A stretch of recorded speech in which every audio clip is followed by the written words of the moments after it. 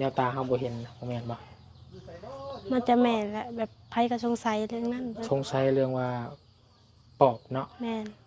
มีบ่บ่มีบ่เราคิดว่ามีบ่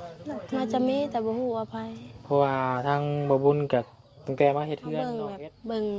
บิ่งหมอบัดนี้แหละเพิ่นแบบท่วงถึกไผก็ท่วงแม่นเบิดแล้วเฮาก็ถามเพิ่นเพิ่นก็ว่าแบบปวดในท้องและมีปอบมาเข้าร่างแล้ววันนี้นะเฮาก็เพิ่นบอกให้เฮ็ดอิหยังนี่แหละแล้วเฮาก็โอนเงินให้เพิ่นเท่าไหร่ วันนี้แหละ400,000 400,000ค่าคายมันเนาะเลยวันวิทย์นั่นแหละอุ่นเลยแบบ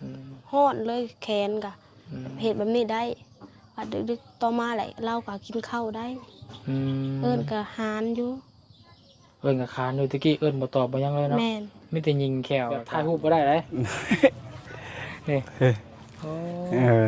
ขายได้ละใช่แล้ว เลย เบอร์เห็นหยังเนาะเลยนี่กล่องมันเด้อเลยส่งในสากก็อยู่นี่แหละเลยจะเราในเวียดแล้วจะแม่มาส่งน้องวิมาต้องเรียนแล้วบ่ลูกโอ้ยเป็นเหือบแตนเนาะเฮาสบายดีนะสบายดีคือเจ้าสบายดีไปโรงเรียนสบายดีครูอยู่บ่ฮะสบายดีอย่างวุ่นเลยไว้แม่ภูมิใจอยู่แล้วอันนี้เอาหวานจอดครบก่อนเนาะแม่มันจะพอได้อยู่เนี่ยจะให้ลงแต่พบมาแล้วหน่อยแบบว่าเฮาควันมันนั่นนะเฮาสิหุ้มดีลูกยังไงดินี่เบิ่งนะบ้าวุ่นพี่พี่น้องเนาะ3 คน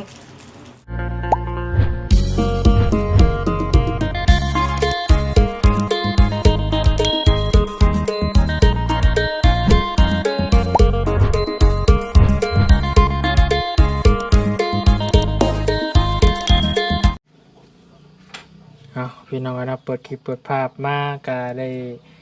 มาพบพ่อทางน้องนักน้อยแล้วก็น้องยังเนาะเอื้อยเจ้าบ่เนี่ยผู้นี้บ่เอื้อยนะสบายดีสบายดีเนาะน้องเอื้อยเจ้าซื้ออะไรก็เมย์น้องเมย์เนาะอายุจักปีแล้วน้องเมย์18 ปี18 ปีก็คืออันนั้นเนาะสาวเกาหลีพี่น้องเอ้ยหรือว่าเป็นญี่ปุ่นเนาะตาจิเนาะคือบ่ค่อยได้เห็นเนาะไปเฮ็ดเวียกบ่แม่นก็เลิกเวียกเลิกเวียกเนาะครับขออนุญาตนี้มาได้แล้วก็คือเมื่อวานนี้พี่น้องบุญกับบ่ได้มาเบิ่งทางแม่น้องวิเพิ่นก็มีแต่ทางน้องนักน้อยเนาะส่งบอกหรือว่าโทรหาเรื่องแม่น้องวิเพิ่นเป็นเมื่อวานนี้เนาะก็บ่ฮู้ว่าเกิดจากอีหยังนะพี่น้องเนาะที่เราเป็นอาการแบบว่ากัดฟันหรือว่ารับตาแล้วก็น้ำตาไหลเนาะคือมีความเจ็บปวดในข้างในเนาะเฮากับบ่ฮู้ต้นปลายสาเหตุอีหยังพี่น้องบ่เคยเห็นมาก่อนพี่น้องเอ้ยแต่สิถามทางน้องนักน้อยเนาะผู้เอ้ยอยู่นำเมื่อวานนี่บ่ได้อยู่บริษัทสวิปเปอร์อยู่บริษัทสวิปเปอร์เนาะแม่นโรงงานไม้อัดน่ะบ่แม่นอยู่เชโปนบ่ติแม่นทางเขาบ้านมันจีเพิ่นเป็นหยังน้องวันคือเพิ่นเล่าให้อ้ายฟังได้เบิ่งพอพาลุงฟังก็บ่ฮู้กันแบบมาน่ะบ่กัดฟันอยู่ตัวก็แข็งแขนก็เย็นแฮงนี่แบบเฮ็ดบ่ได้เลยแบบนี้แข็งแบบนี้เลยเมื่อวานนี้ที่อ้ายมาเอาเครื่องของมอบให้คิดว่าละนอนเนาะเพราะว่าละนอนนะพี่น้องเลยบ่ได้รบกวนเราที่แท้จริงเรามีอาการในตอนนั้นเนาะแล้ววันนี้เพิ่นว่าเนี่ยอาการตัวนี้เพิ่นเป็นแบบเป็นนั่นเนี่ยคิดว่าบ่ฮู้คือกันเนาะคือว่าเพิ่นเอาหยังมาเอาหมอหยังมาเป่าได้ซะมันเป็นยาสูติโหแม่นว่าเกี่ยวกับแนวตาเฮาบ่เห็นโหแม่นบ่มันจะแม่นแหละแบบไผก็สงสัยเรื่องนั้นสงสัยเรื่องว่าปอบเนาะแม่นมีบ่มีบ่น้องคิดว่ามีน่าจะมีแต่บ่ฮู้ว่าไผเพราะว่าทางบ่บุญกับตั้งแต่มาเฮ็ดเฮือนน้องเอสน้องเฮือนน้องแมงวิเพิ่นนี่ก็เห็นทางเบาแหล่นี่เพิ่นก็ลอยฟังอยู่หั่นน่ะเวลาไปกรีดยางค่ำคืนน่ะบ่าย2บ่าย3ก็บางทีก็เห็นเป็นแสงว่าซั่นเนาะแม่นเห็นบ่วันนี้ทางแม่เจ้าน่ะเพิ่นเฮ็ดหยังแหน่วันเพิ่นบอกว่าแม่เจ้าน่ะเอาหมอมาบ่แบบ ตอนอยู่ห้องหมอหันครับเฮาเบิ่งแบบเบิ่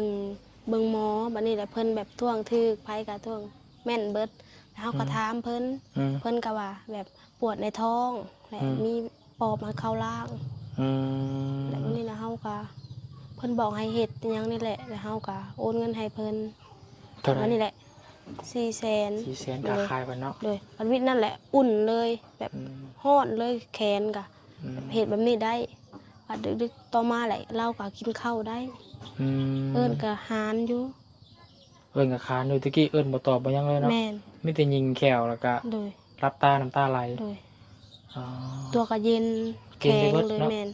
มีแต่หายใจซื่อ หลังจากหมอเพิ่นมาเฮ็ดแล้วเริ่มคลายขึ้นมาบัดนี้เนาะ ๆโดย ฮ้อนเริ่มอุ่นเริ่มเว้าได้บัดนี้ แม่น เออ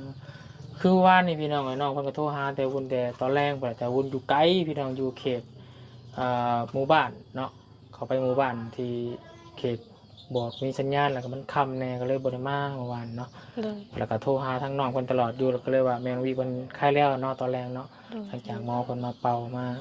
เพิ่นเป่าบ่แบบหมอเป่านี่บ่ บ่แบบเพิ่นเฮ็ดพิธีนี่ เฮ็ดพิธี โดยไหลปัดเป่า มาเป่าบ่เพิ่นหมอเพิ่นก็มาพี่บ่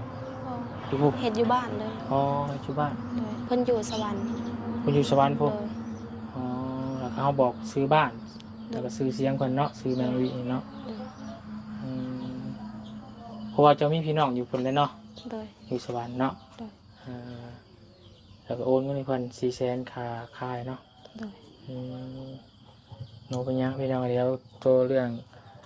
ค่าค่ายหรือว่าปินตัวทางด้านแมงวีนี่วนสิเป็นคนจัดการให้เนาะ แม่เฮาว่าบ่ต้องเฮ็ดก็ได้เพราะว่าสิสวยเพิ่นเลย สิซอยทำบุญเลย โด เนาะ ย เพราะว่าเฮาบ่คิดยันทั้งเจ้าบ่มีเงินอีหยังนั่นนะคือว่าแม่เจ้าก็บอกบ่มีเงินซื้อข้าวซื้อน้ำมานะ เอาแบบเงินเอื้อยยังเหลือแหละเพิ่นให้เฮ็ดเลย เงินเอ้ยคนนี้บ่ โดย เงินไปเฮ็ดเวียกเนาะเดือนเท่าใดได้อยู่คน ก็3-4 ล้าน 3-4 ล้านเนาะอยู่หลายปีแล้วบ่ แล้วก็4-5 เดือน 4-5 เดือนนอนอยู่พุ่นเลยเนาะ แม่น เพราะว่าเที่ยวไกลได้พี่น้องเลย ใกล้ แต่มื้อนี้น่ะบ่ได้ไปเนาะมื้อนี้เนาะ แม่นเพราะว่าเฮาเฮ็ดเวียกก็ดึกเฮาเฮ็ดตั้งแต่เมื่อคืนแล้วก็เลิก7:00 น แล้วเขามุ่งจังมุกเขาเวียกจังมุกบ่นี่ 11 โมงกลางคืนอีกแล้วก็เลิก7:00 นเช้าแบบอาทิตย์หนึ่งเทื่อหนึ่งเขาเปลี่ยนกะ อ๋อเป็นการจัด แม่นมันมี3กะ โอ้บ่แลมโบก็มาแล้วพี่น้องไปใช้มาแลมโบ มาเอาข้าวเมียอยู่มาให้ ไปเอาข้าวเมียอยู่ให้ หูดเข่าเนาะทั้งเจ้าได้บ่ได้หูดป่ะ ยังเฮาเฮ็ดนากระดำท่วมไปเลย เห็นหน้าปีมันหน้าเกี่ยวเข่านี่ป่ะ โดย แม่น แสดงเกี่ยวเขาเป็นได้เนาะเป็นป่ะ เฮาเป็นบ่ได้ เขาเป็นไปได้ เฮาบ่ค่อยได้เฮ็ด มีแต่เฮ็ดเวียกเนาะ นี่ มีแต่หาเงินเฮ็ดเวียกพี่น้องเลยเอาขอบใจน้องหลายๆเด้อทางเฮาก็ว่าขอที่น้องมันอยู่ในเหตุการณ์แล้วบุญบ่เห็นแล้วก็เลยอยากมาถามน้องเพิ่นน้องกูเป็นลูกเนาะแต่ตอนนี้ทั้งแม่เพิ่นเข้าไปเบิ่งแม่น้องวิอยู่จ้ะ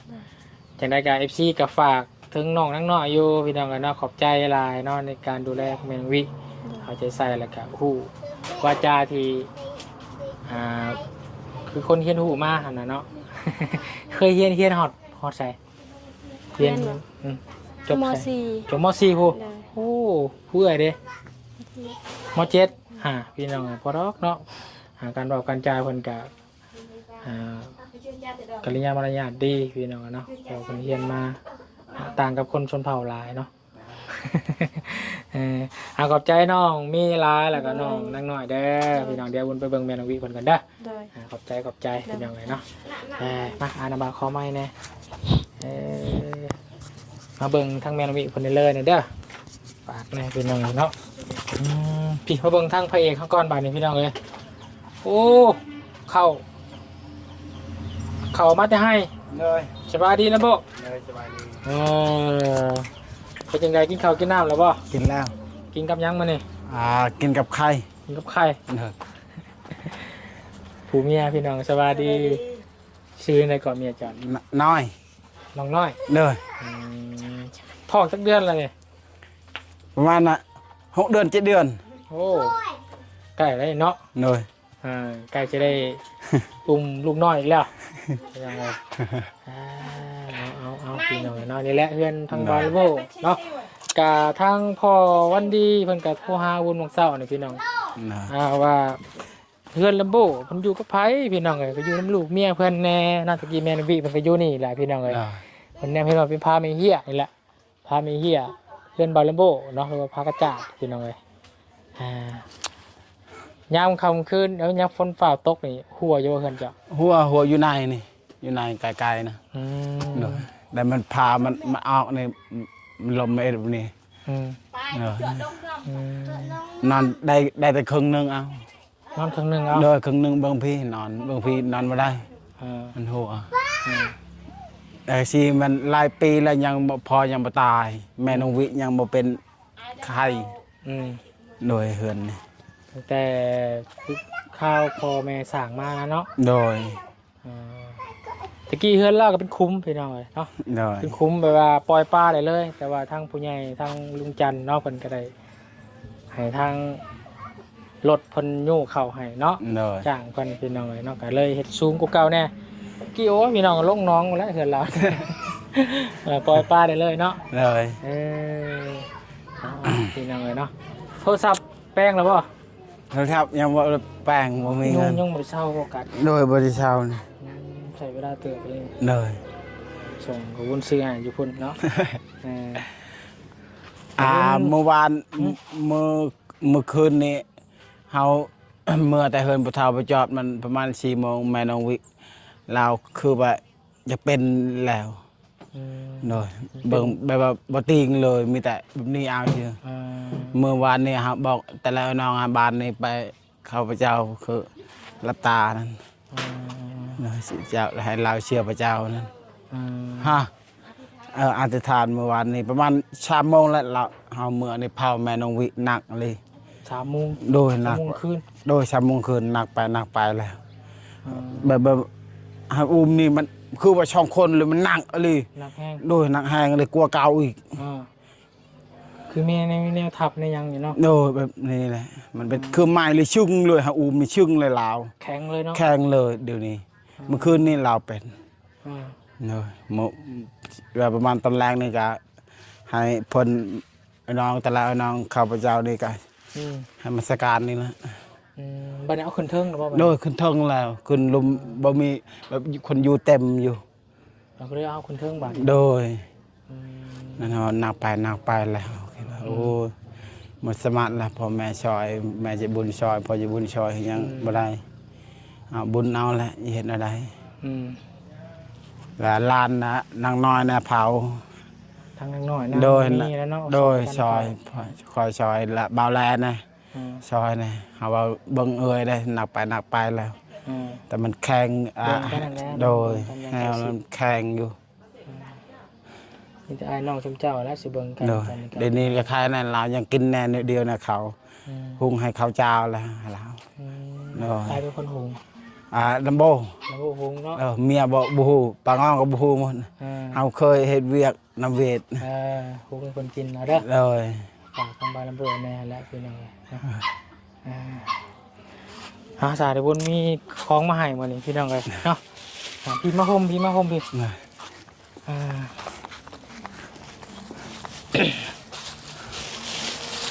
ที่วุ้นได้เคยว่าไหวนั่นแหละพี่น้องกันเนาะโทรศัพท์แต่ว่าซิมวุ้นบ่ได้เอาได้จะเอาซิมเก่าเจ้าเด้อโดยรุ่นนี้แบบถ่ายรูปบ่ได้เลยนี่ขายได้ละขายแล้วเลยเบอร์เห็นอย่างเนาะเลยนี่กล่องมันเด้อเลยทรงเนื้อสากก็อยู่นี่แหละเลยแล้วก็เอาชิ้นใส่เอาเลย300,000 กีบเลยถึงทำนี่กับพอใจแล้วเนาะพอใจแล้วบุญแล้วพอได้โทรออกโทรเข้ากับพ่อพี่น้องเนาะเอาซื้อยามฉุกเฉินนี่แหละอันนี้โทรศัพท์ลอกแบบนี้แหละพี่น้องโบเห็นตัวเลขเลยโทรแบบโทรหาบุญกับตั้มบ่เท่าผมโอ้ยนี่ยังเลยบุญก็เลยเอางบของแม่น้องวิพนันแหละพี่น้องเนาะหักไป300,000 กีบก็เหลืออยู่2,700,000 บาทพี่น้องเนาะ งบประมาณที่ซื้อในอยู่ในกินไว้ให้เล่าแหละ โดย เรือบ่ร้ายพี่น้องเลยเนาะเอาไปซื้อแพมเพิร์สซื้อหยังไว้ให้เล่าแหล้วพี่น้องเลยเนาะพอเบิ่งเอากันเอาหั่นแหละเนาะทางบาลาโวกะเบิ่งเนาะเป็นหลักให้บาลาโวและเบิ่งเป็นหลักพี่น้องเลยเนาะ เมื่อคืนนี้ลำโบไปได้นอนเลย นอนมาหลับประมาณ4 โมงก็ตื่นอีกเบิ้งอีกแล้วตื่นนอนมาหลับยันจะหนักไปแล้ว เพราะว่าเนี่ยบุญซื้อเข่าวมาให้เลยเด้อ โดยดีใจแล้ว ทั้งพอวันดี โดย การทำมารีกับแม่บรรทมเพิ่นอยู่ทั้งต่างประเทศคนแหละเนาะ โดย ฝากซื้อข่าวให้บาลาโวเด้อว่าซั่นเนาะ โดย ขอบใจทั้งพอคนเนี่ยไว้คนฝากรายวัน ขอบใจเด้อพอสวารัต พอวันดี พอวันดี จันทามารี ทันจันทานบรี โดย มาซอยลำโบและลำโบนะเด้อ โดย แล้วแต่นี้ต่อไปให้ลำให้รวยสุขภาพแข็งแรงให้ยืนให้ยาว โดย ความเจ็บอย่าให้ได้ความเคยอย่าให้มีนอนให้ได้เงินหมื่นตื่นให้ได้เงินแสนสาธุ โดยเป็นเป็นคนลาวเนาะผมไปอยู่ต่างประเทศเป็น โดย เฮ็ดเปิดร้านอาหาร โดย เนาะเฮ็ดก็ขอให้เพิ่นค้าขายดีเนาะ โดย ขอให้ลูกค้าเข้ามาหานได้หลาย ให้มาลูกค้ามาแห่งๆแห่งปัง โดย ๆ ให้เพิ่นขายได้สำนีก็ให้เพิ่นขายได้หลายกว่าเก่าเนาะ โดย พี่น้องเลยเนาะเอาโอเคเดี๋ยวบุญไปเบิ่งแม่นองวิเพิ่นกันเด้อ โดย ขอบใจพุ่นแหละเบาใจมันก็อยู่เทิงพุ่นแหละพี่น้องเลยเนาะข้าวเดี๋ยวเอามาไว้พี่ละที่เขาเนาะ โดยเขานี่เป็นนี่แหละ ลูกเอาขึ้นเอา เลย ช่องเชื่อแล้วลูกตก อ๋อ ลูกตก หาใหม่มาตอกสิคืน ก็ได้คนดื้อเลย หาใหม่หายังมาตอกใช่ ซึกแต่นี่แหละซึกแต่นี่ดินนี่แหละเป็นยัง โอ้ตกเลยเลย โดยช่องเชื่อ หาเลื่อยใหม่ได้มาตอกใส่อีก โดยก็ชิมีอะไรเชียร์ห้ามได้เลยนะ หาเลื่อยหายังมาตะปูมาตอกแซวมันโบราณกันได้คอยสอบไปแล้วพี่ดาวเนาะ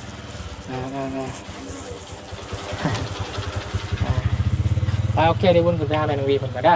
ขอบใจพี่น้องเลยโดยสบายดี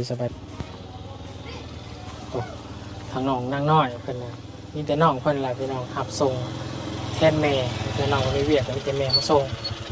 น้องวิมาต้องเรียนแล้วบ่ลูกโอ้ยเป็นเหงื่อแตนเนาะเอาสบายดีนะเคียนสบายดีน้องน้องช่างก็ลืมแหละ น้องไว้คุณไม่เบิ่งแม่ลูกเด้อมากันมาแต่มงเฮียนล่ะพี่น้องเนาะ3 คนลูกเราพี่น้องอันนี้ว่าผู้ชายน่ะใช้เบิ่งนะเบิ่งหาบ่เคยเห็นจักเทื่อน้องซื้อหยังน้องชายเจ้าฮะเฒ่าเว้ยกินน้ำบ่กินน้ำแล้วหาน้ำเบาเลยเด้อบ่เคยเห็นคนจักเทื่อพี่น้องเนาะสุราเป็นอยู่ที่เฮือนป้าเนาะกินข้าวแล้วก็ยังบ่กินแต่เช้าอยู่ กูบ่กิน กินอย่างทันจำยันบ่ทันนี่ อย่างบ่ทันเอาพี่เว้ยมาหาน้ำเบาอีกไว้ มันจะได้ อยากอายพี่ช้างไว้พาเราบ่ได้กินขนมไหน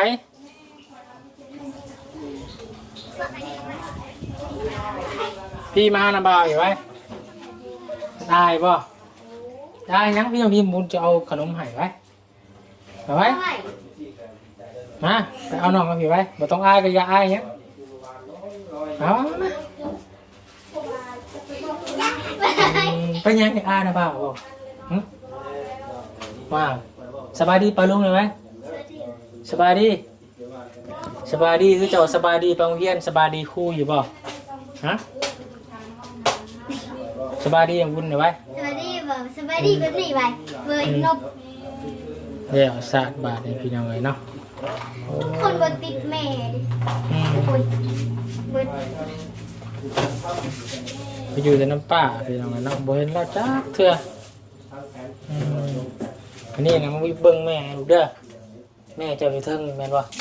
ฮะแม่นบ่แม่เจ้าอยู่เทิงรูปหล่อเด้นี่พี่น้องเลยเนาะ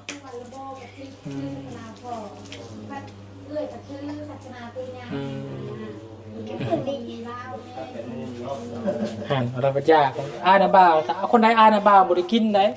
นี่น้องวิบ่ได้อาเรากินเลยเนาะน้องวิเนาะคนใดอาน่ะบ่ได้กินนี่เอ้ยวิเราบ่ได้อาแล้วก็ได้กินนี่ว่าเท่าเว้ยจักปีละเจ้าจักปี 8 ปีแล้ว เฮียนอยู่ห้องปอใดนี่ ลืม มาให้เราบอกว่าเฮียนอยู่ห้องปอใดเป็นกือบ่จักกันนี่จะเป็นกือกว่าเอาไว้โอ้ยจะอายพี่จ้าเขายังบ่ลึงพี่น้องไงเนาะสุดท้ายอยู่แต่น้ำป้าเนาะพอได้เห็นพี่น้องเพิ่นก็ยังบ่จักเนาะบ่เห็นหน้าตาเป็นครั้งแรกเนาะที่ได้เห็นน้องเพิ่นน้องของน้องวิพี่น้องเนาะ8 ปี 7 ปี 8 ปีนี่แหละเนาะเอื้อยก็ประมาณ9 ปีหรือว่าประมาณนี้แหละพี่น้องเนาะ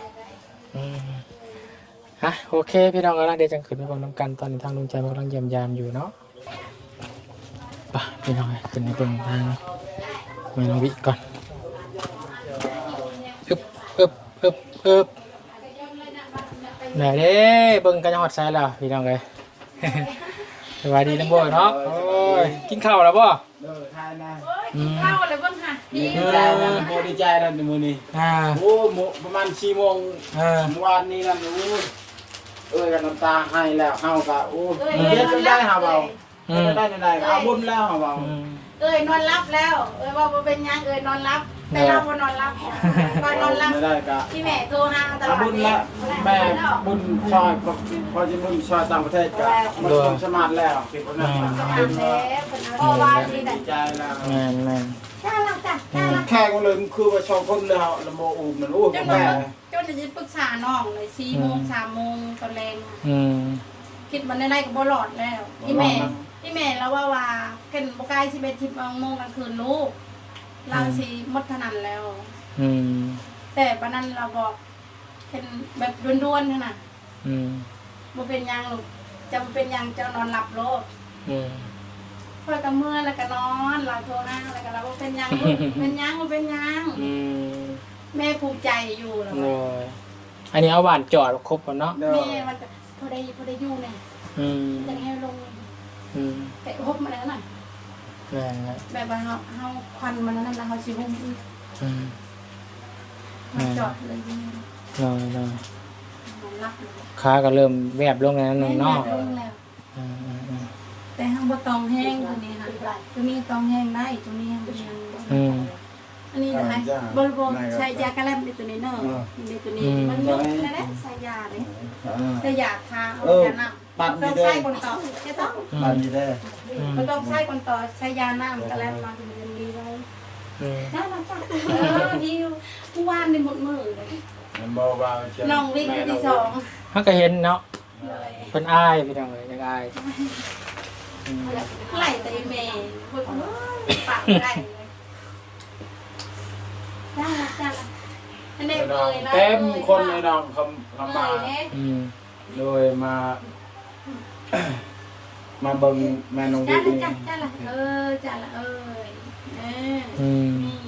3-4 ก้อนแหละ ดีแล้ว อันนี้เบยเลยเบย นี่ลูกชายนี่เห็นป่ะ เบยบี้วายเลยลูกวายเด้ โวยวายวิเนาะ แต่เราเป็นเนี่ยไม่ได้หนักนะแต่เราเป็นไปเป็นไม่ได้หนักคือเมื่อคืนนี่หนักเข่านี่แข้งมือเลยนี่แข้งเลยจิปะวิว่าปอนยังแม่แข้ง โมไปเฮิร์ปะเถาได้หวาน แข้ง เลย ไปเฮิร์ปะเทาไป ได้ จอม มา ปะเทา อยู่กับน้อย ปะเทาก็ไปกวดไปไทย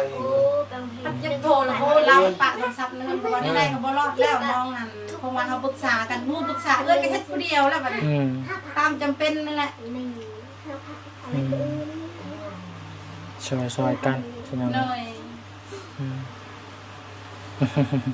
พันน้องยังให้กันแล้วแต่น้องเลยแต่เฮ็ดก้อนแล้ว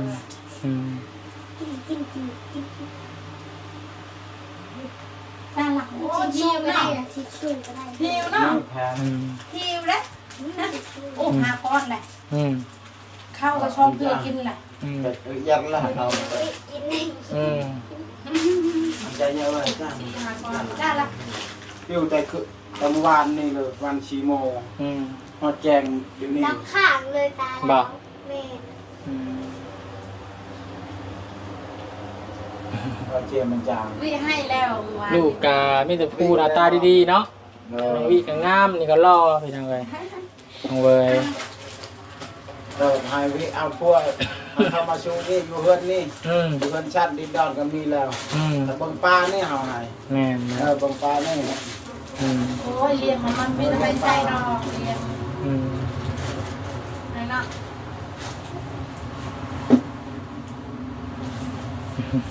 จ้าเลยเห็นเลยนะนี่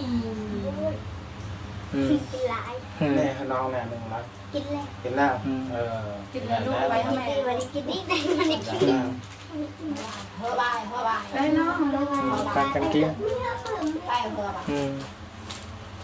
นั่งจับนั่ง อื ดี มเอาเป็นไง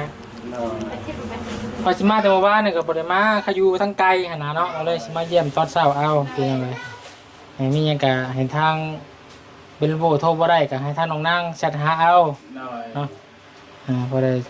มีหยังก็โทรหากันเป็นยังไงเฮาก็สิเข้ามาจอบเรืออยู่ดอกเนาะสิเข้ามาจอบเรืออยู่ถ้าว่าเขายังบ่ได้เมื่อก็อยู่ในแถวสิปวนเขาก็จะมาจอบเรืออยู่เนาะถ้าว่าเขาเมื่อก็คนแรกขึ้นมาคนแรกจะมาจอบติดตามกันกัน ๆนั่งโกยตัวโกยอันนี้โกยอยู่ มาบ้านเถอะ คือยาวนะเอาไปแล้ว มื้อนี้วันที่ยังนักเรียนจือวันที่อยู่บ่ 12